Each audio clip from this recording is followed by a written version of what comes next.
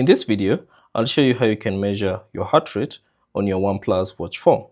Now all you have to do is from the watch face, simply press the crown button once to access all the applications, and then scroll down and find the heart rate icon, which is denoted by this heart icon with a red background. So tap on it, and then if it's your first time, you'll need to allow some permissions so that you can basically measure your heart rate.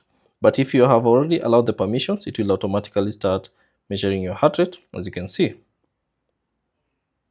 Now, if you want to see more in-depth heart rate statistics, you can simply use the One O Health application on your smartphone. So all you have to do is grab your smartphone and then launch the O Health application.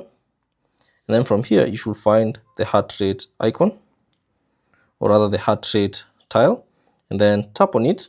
And now you can see an in-depth heart rate details or that has been recorded using your OnePlus Watch 4. So thanks for watching. If you have any questions, leave them down in the comment section below, and I'll see you on the next one.